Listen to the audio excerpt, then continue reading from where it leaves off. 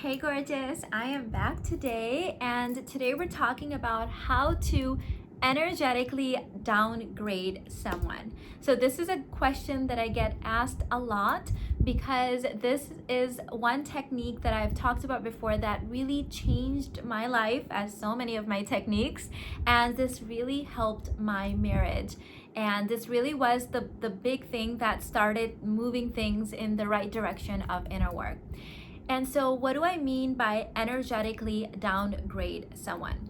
So what happens a lot of times is when a woman has a desire and she has been cut off from her desires in the past, or she's cut off from her femininity, she's cut off from her spirituality and her faith and surrender, she thinks that there is a roadblock to her getting this thing manifested, and it's typically a person or a circumstance that this is classically what we would call a limiting belief, right?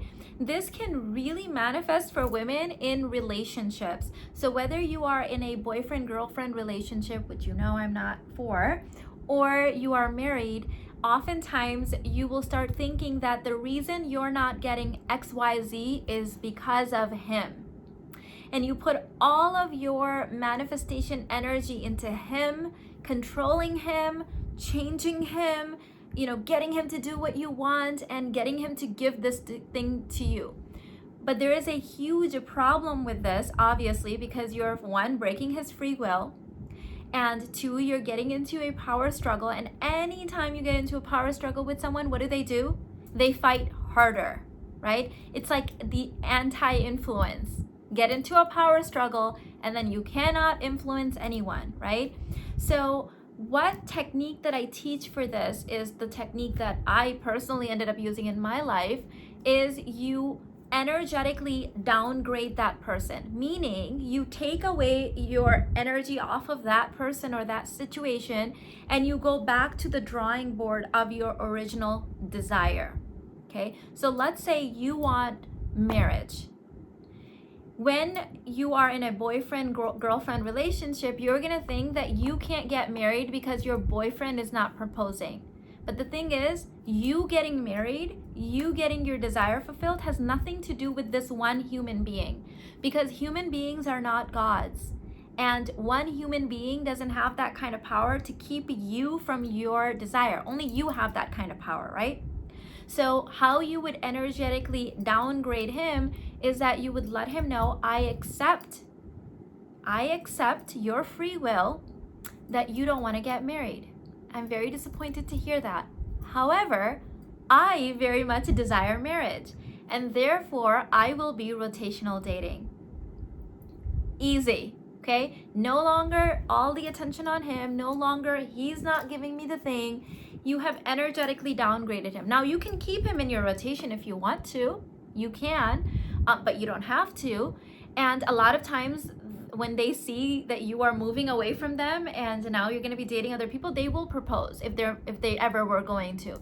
And if not, then you have your answer. So that's one example of how you energetically downgrade someone. You stop making them God and stop making them source and say, oh, I still get to have my desire even if he doesn't want to give it to me. Bye. Okay?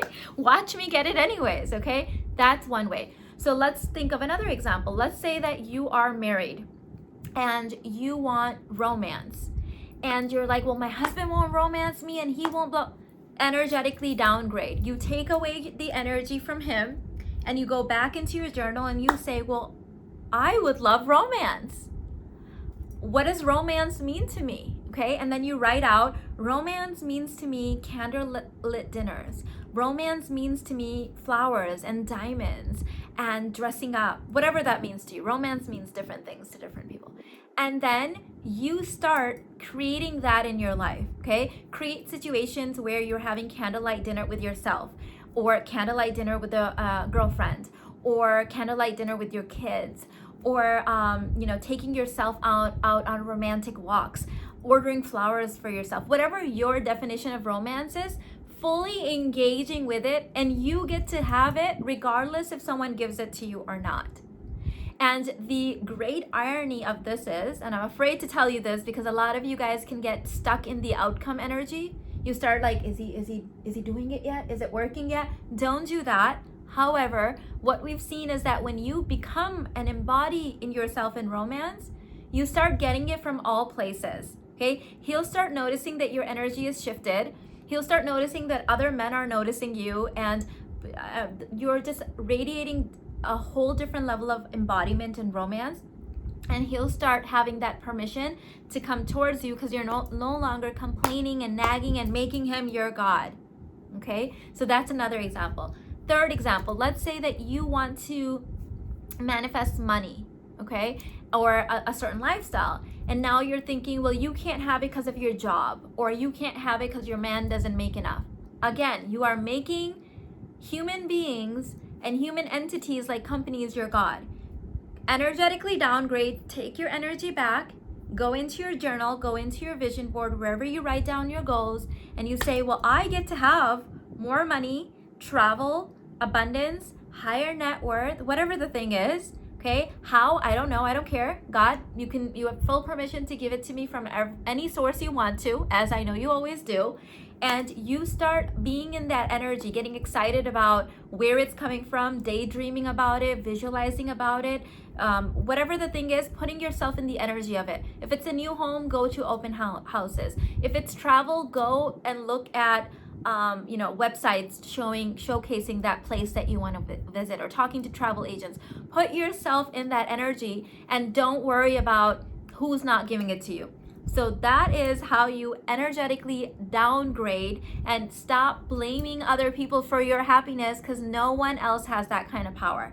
Go back to the drawing board, to the original desire. All right. If you are in the habit of blaming someone else, you really don't want it. That's what it is. You're too afraid of what life will feel like, how amazing and brilliant it will be, and how abundant it will be. So you are using someone else as your excuse for not having to put in the work to get the thing that you want, right? And the work is your own inner work. It is your own faith. All right, babe. I love you. I'll see you in the Alchemy and Ascension Intensive that's happening on January 22nd. Link is in the description box. I love you, and I'll see you in the next one.